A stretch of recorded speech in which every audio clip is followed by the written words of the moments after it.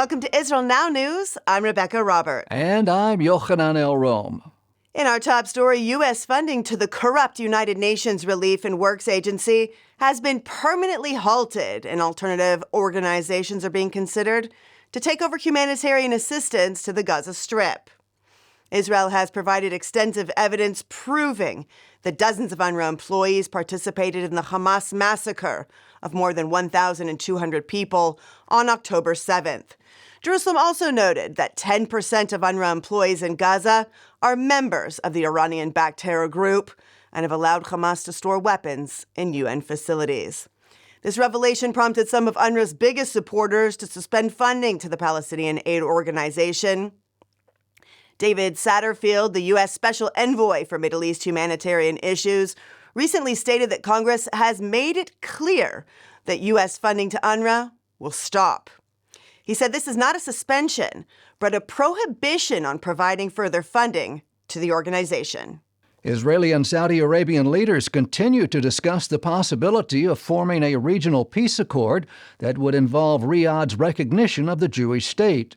Nir Barkat, Israel's Minister of Economy, recently met with his Saudi counterpart on the sidelines of the World Trade Organization's conference in Abu Dhabi, where both parties expressed an interest in economic cooperation. Barkat said Israel is interested in peace with countries that seek peace, and he encouraged the Saudi official to forge ahead with normalization accords by recognizing Israel. Saudi negotiators are insisting that the U.S. supply the oil-rich Gulf state with sophisticated weapons and permission to establish a civilian nuclear program in exchange for normalizing ties with Israel. Iranian-backed Houthi rebels have targeted 4 major underwater network cables running from Saudi Arabia to Djibouti, seriously disrupting communication between Europe and Asia.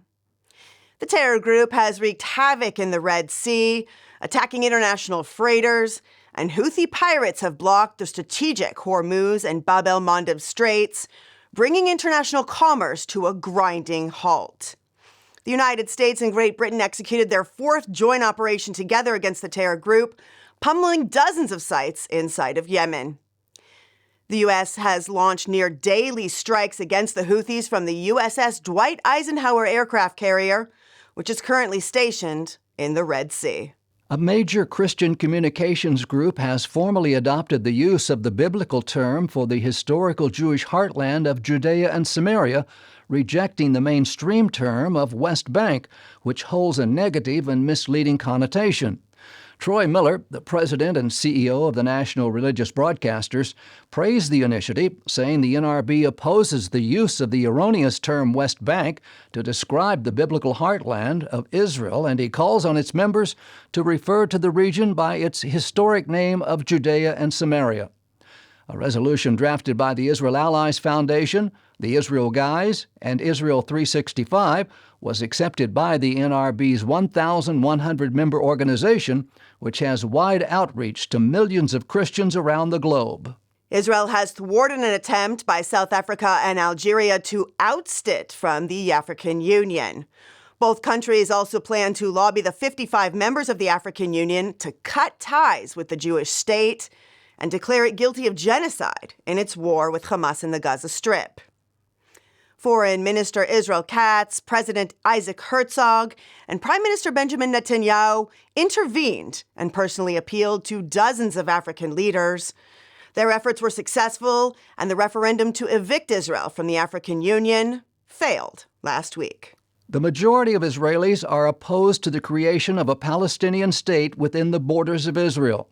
According to a recent poll, 59% of Jewish Israelis and 10% of Israeli Arabs are against a two-state solution. Many analysts believe that the creation of a Palestinian state within the borders of Israel will not bring peace, but rather give the Arabs a strategic advantage to fulfill their goal of destroying the Jewish state. This sentiment was reflected by the Israeli Knesset, which passed a resolution opposing any unilateral recognition of a Palestinian state.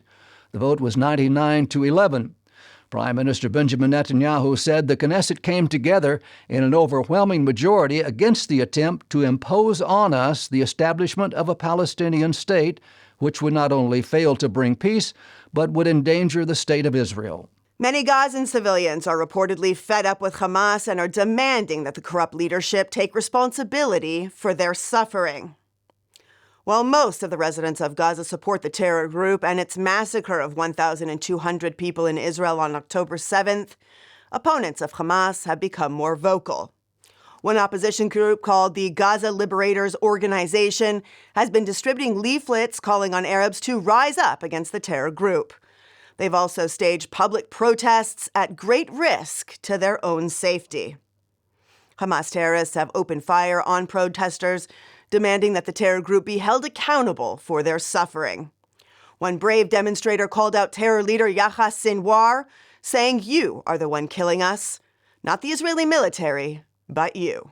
Brazilians took to the streets to oppose their president's position on Israel as the Jewish state battles the Hamas terror group in Gaza. The current leader of Brazil, Luiz Inácio Lula da Silva, recently compared Israel to the Nazi regime, a comment that resulted in him being declared persona non grata in Israel.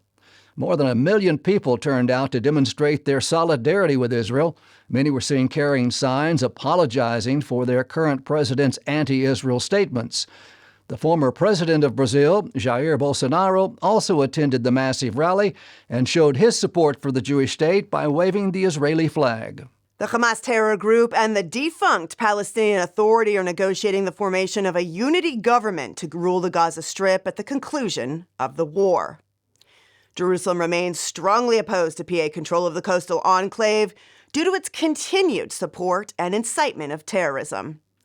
Unfortunately, the White House supports PA control of Gaza, which has become a hotbed of Islamic terrorism. Hamas has agreed to a 3-stage plan, which will ultimately see the unification of the Iranian-backed terror group with the Palestinian Authority and the PLO. A spokesperson for PA leader Mahmoud Abbas recently told Al Arabiya television that he would be willing to cede control to Hamas if the Palestinian people choose the terror group to lead. Recent polls reflect that 89% of Palestinians support establishing a government, including or led by Hamas. Municipal elections were held in the Jewish state last week, and millions of Israelis flocked to the polls to choose local leaders. Voting stations were set up in the Gaza periphery to serve IDF soldiers on active duty fighting the Hamas terror group. The elections were originally scheduled for October 31st last year, just 3 weeks after the devastating Iranian-backed Hamas terrorist attack on Israel. Unfortunately, 200,000 Israelis are still displaced from their homes, and entire communities have been evacuated. As a result, Gaza border villages and towns in northern Israel will hold elections in 9 months on November 19th. More than 7 million Israelis were eligible to vote for their mayors and local councils in 197 towns and cities, as well as for representatives for 45 regional councils. The Israeli Ministry of Tourism has launched a massive campaign to assure Christian tourists that the Jewish state is still safe despite the war with Hamas in Gaza. Tourism Minister Chaim Katz has declared that 2024 will be characterized by faith-based and solidarity tourism. More than 1/3 of tourism to Israel comes from the United States, and more than 58% of these tourists are Christians. Immigration, or aliyah, to the Jewish state has risen dramatically since the October 7th Hamas attack on Israel. A report released by the Immigration Ministry shows that 7,000 Jews have moved to Israel in the wake of the horrific Hamas massacre, which sparked violent acts of anti-Semitism around the world. Immigration from France increased by 237%, and American aliyah rose by 85%. The Jewish Agency reported that there's been a 300% increase in immigration files opened in France, a 100% increase in the United States, 140% in Canada, and a 40% increase in those interested in moving to Israel from the United Kingdom since the onset of the war.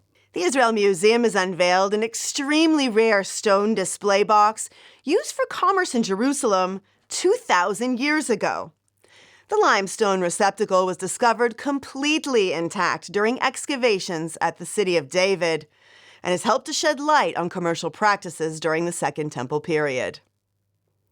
Archaeologists believe that the compartmentalized container was used to display pre-measured goods for sale in the busy market that line the pilgrimage road leading up to the Jewish temple. The Israel Antiquities Authority released a statement saying the discovery of this box and other artifacts along the pilgrimage road suggests a vibrant commercial activity that characterized Second Temple Jerusalem.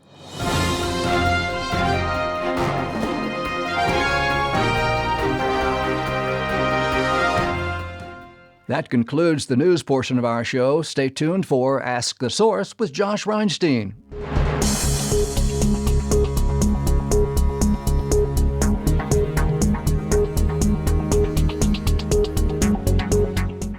Hello and welcome to Ask the Source. I'm your host, Josh Reinstein, and we're here in our beautiful studio in Jerusalem. My guest today is Michal Cotler-Wunsch. She is the special envoy to combating anti-Semitism for the State of Israel. Michal, thank you for being on the show. Thank you for having me, Josh. Tell our viewers a little about what is the special envoy for combating anti-Semitism? So it's really important that we note that there's actually a coalition of special envoys for combating anti-Semitism that I joined just about 3 weeks before 10/7, before the war, and essentially special envoys for combating anti-Semitism from all over the world, representing many countries, the United States, Canada, many countries in Europe, in South America. The understanding that way before 10/7 and the responses to 10/7, there is this constant increase in anti-Semitism and the scourge of anti-Semitism around the world, demanding that governments around the world acknowledge that this is a challenge, and that, as I say, is pre-10/7. The role of special envoys for combating anti-Semitism is not just to monitor, but to combat the rise of anti-Semitism in our countries, in our geographies. We're seeing anti-Semitism spread like wildfire. I think 1 in 4 Jews in America were victims of anti-Semitism last year. What can be done to fight this?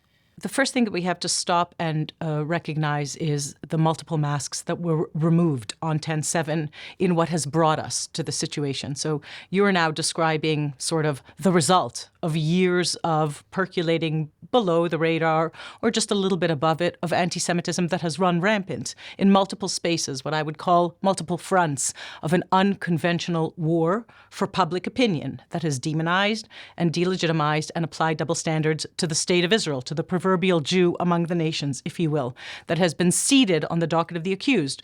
And the 3 fronts that I come at this from my own experience too is the international arena or international organizations we've seen, and many more people are now aware of UNRWA, the International Court of Justice. We can talk a little bit more about that, but really that represents the co-opting and weaponization of the very institutions and mechanisms and rules-based order that were created so that never again, on the blood and ash of the 6 million Jews of the Holocaust, including those that were murdered during the Holocaust. And the second front would be the academic spaces in which we've seen the same anti-Semitism that fueled the atrocities, the burning and the rape and the murder and the abduction of thousands, fueled the responses to those atrocities, including in university spaces, and all of that has exploded since, another mask that was removed. And the third that I would say, or the third front that I've been very preoccupied with, including as a legislator, is actually the social media reality, right? The digital platforms and the anti-Semitism that has exploded on those social media spaces. So before we think of what we do, first we have to recognize or acknowledge what it is that we see. And it is that anti-Zionism, or the negation of Israel's very right to exist, that was what 10/7 was about. The negation of Israel's very right to exist is the current mutated mainstream strain of anti-Semitism that we are combating. Where is the international community in this? It seems like no one's really taking this seriously. So that's why I think it's very important that we recognize first how we got here. And that was the process that I tried to describe. It's a decades-long process, right? I described the international institutions and mechanisms according to which the 1975 Zionism is Racism UN resolution, 1975, is alive and well on those university spaces or digital spaces in the name of progress. Zionism is racism. Or the 2001 Durban Conference Against Racism, after which for 23 years we have had Israel Apartheid Weeks on every single campus that obviously is then emulated on digital platform reality. Zionism is racism, Israel is an apartheid state, and then the third most libelous I would say, most dangerous and most insidious accusation, which we're living through right now. Israel is perpetrating genocide, and we've seen the weaponization, including of international institutions, to make those allegations by none other than South Africa, that hosted Hamas leadership and those that actually perpetrate a genocide right now in Darfur in South Africa, alleging the blood libel against the state of Israel in the ICJ. And you ask, are we alone? And I have to say that this is not just about the Jewish people or about the state of Israel, the Jew among the nations, which has now been seated on the docket of the accused. I don't think that we will be able to fight this alone, just like any other form of hatred, racism, or bigotry. Anti-Semitism can only be fought together with others, not only by Jews. In order to be able to do that, we have to use the International Holocaust Remembrance Alliance definition, including everywhere, including in national strategies, of which you mentioned one. And it is very important that we have national strategies in all countries or as a coalition of special envoys, but we need a definition for anti-Semitism that enables to identify and combat this strain of anti-Semitism, that is anti-Zionism, the negation of Israel's right to exist, including in social media spaces. We have a definition of anti-Semitism that we have to make sure that all of those spaces, including the international spaces, the university spaces, when I meet with university presidents, I talk about the IRA definition of anti-Semitism. And it is a critical resource that was created, especially post the 2001 Durban Conference Against Racism, that turned into an anti-Semitic hate fest, recognizing that it was the law and legal mechanisms and infrastructure that were co-opted and weaponized. And in all of those spaces where anti-Semitism has been explosive post 10/7, it's critical that we utilize the IRA working definition of anti-Semitism to be able to identify and combat all strains of this ever-mutating virus, including this new one, which is extremely lethal. Michal, there are literally tens of millions of people watching this show. What message do you have for our viewing audience? This is, and 10/7 clarified, an attack on our shared civilization, on our shared foundational principles of life and of liberty, and that together we can indeed ensure that we turn back the tide, including the one that demands that we combat anti-Semitism together. Thank you, Michal, for being on the show, and thank you for tuning in to Ask the Source. I'm your host, Josh Reinstein. Now back to the studio.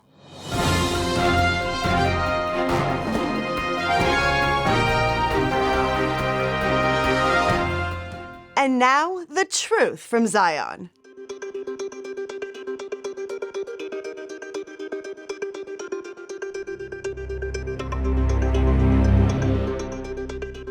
As Israel fights genocidal, Iranian-backed Hamas terrorists, many people are asking questions about the future status of the Gaza Strip after the war. The United States has expressed an interest in expanding the Palestinian Authority in order to govern Gaza. The PA currently controls Arab areas of Judea and Samaria. It also cooperates with and financially supports terrorists in Gaza. High-ranking U.S. officials, including Secretary of State Anthony Blinken, are calling for a reformed Palestinian Authority to improve its governing abilities in order to take on the running of the Gaza Strip after the war. The United States believes that in order for the PA to be a legitimate institution, it must make necessary reforms, including combating rampant corruption, holding free and fair elections, empowering civil society, and supporting a free press. Those are just a few of the democratic components the PA currently lacks. But even if the Palestinian Authority created new leadership roles and rose to the challenge, is that enough to guarantee the PA would be a true partner for peace? Under Palestinian Authority law, families of Palestinian terrorists who are classified as martyrs receive nearly $2,000 every month for life. This pay-to-slay program is meant to incentivize the murder of Jews by adding terrorists and their families to the official payroll of the Palestinian Authority. Palestinian Media Watch, an Israeli-based non-governmental organization, researches and reports on Palestinian society. It revealed that families of Hamas terrorists killed during the October 7th attack will collectively receive a whopping $2,789,000 for the first month payment. Israel was able to apprehend and imprison 50 Hamas terrorists on that Black Saturday in October. Those terrorists will also be added to the PA's payroll and will eventually receive over $3,000 per month each.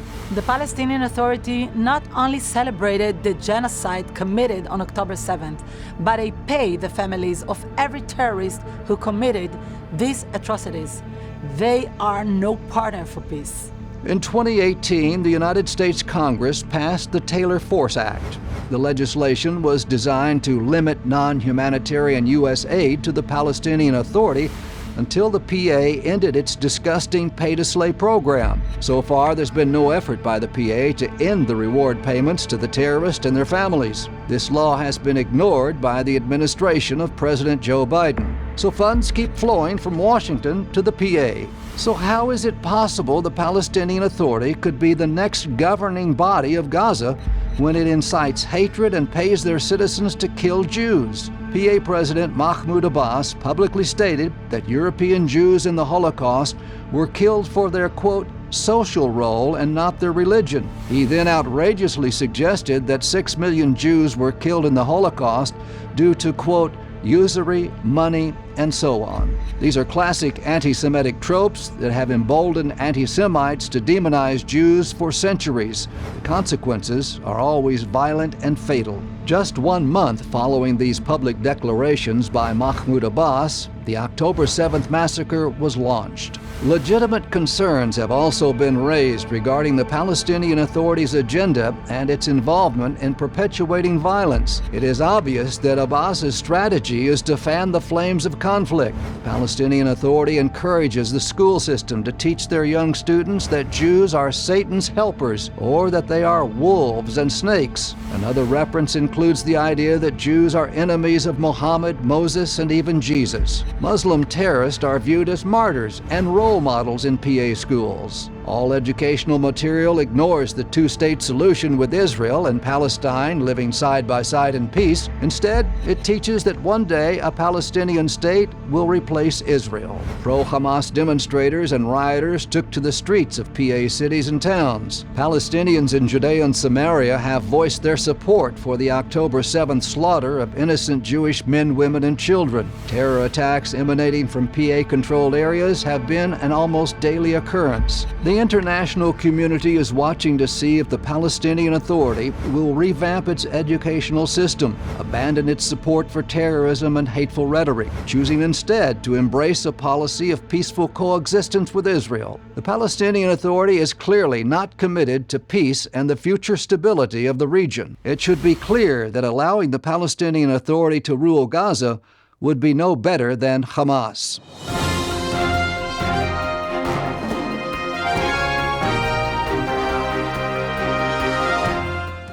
Up next, the ICJ report from the International Christian Embassy, Jerusalem.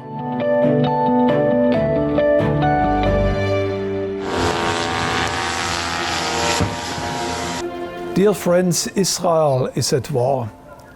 On the 7th of October, around 2,000 to 4,000 Hamas militants poured over the Gaza fence, penetrated it in several locations, and entered in every single one of the 24 communities around the Gaza Strip. The target was not the Israeli military. The target were civilians who were living in those communities, the old, women, children. They were brutally massacred. Reports of decapitated people, but also of many, up to 200 hostages, women and children, old people, taking over to the Gaza Strip. Since 1980, the International Christian Embassy Jerusalem has been a voice of Christian support for Israel and connected the global church to the land of the Bible. Headquartered in Jerusalem, the ICEJ has taken action to stand with Israel by caring for Holocaust survivors, helping Jewish families return home to Israel, providing bomb shelters, fighting anti-Semitism around the world, and by inviting Christians to discover Israel for themselves. Let me tell you, the time has come where it is not anymore enough to say we love Israel and we stand with Israel. These are times where action is needed from all of us. Please join us in prayer. We have mobilized a global Esther fast around the world to stand with Israel in this critical time. You can join us on a daily Zoom call to pray for Israel, where you get daily updates and strategies how to pray for Israel in these critical times. Or you can join our Rosh Chodesh prayer watch that is going 24/7. All the links how you can do so you can find below. Please pray for Israel. Israel needs your prayer. It is a spiritual battle we are fighting right now against what is called the spirit of Amalek. Secondly, help us practically. If you are a pastor, if you are a leader, a denominational leader, why don't you call this coming Sunday a special Israel Sunday in your church, in your community, in your home group? Why don't you speak about the current crisis, pray for Israel, and collect a special offering for the nation of Israel? We need your help right now. The ICJ is active on so many levels in the land of Israel at the moment. We are helping refugees that fled the Gaza envelope and also the northern community. We are working together with Israelis in trauma counseling. We are helping the reserve units that had to leave from within 24 hours or even less. Their home bases didn't have enough time to sometimes pack the essentials that they need there. We are helping civilian volunteer units that are working down along the critical areas to help the needy down on these areas under fires. The ICJ over this last year built bomb shelters. So many requests came in over this past few days. We are serving the Israeli Red Cross with significant contribution for their medical equipment and also to help to buy new ambulances that are desperately needed. And finally, please support Israel on the streets of your city. Now is the time when the voice of the church needs to be heard in your community. Organize a rally with your church community. God bless you here from Jerusalem. After Hamas brutally attacked Israel on October the 7th, 2023, the ICEJ has been actively standing with Israel and her people through advocacy and urgently needed aid projects. Now is the time for Christians to turn their love for Israel and the Jewish people into real action as never before. Your donation will help deliver bomb shelters to at-risk areas, provide necessary supplies for first responders, care for evacuees with food, shelter, clothing, and trauma care, and will eventually help rebuild these devastated communities. Visit ICEJUSA.tv to donate online or call 1-800-910-6355 and give your generous gift today.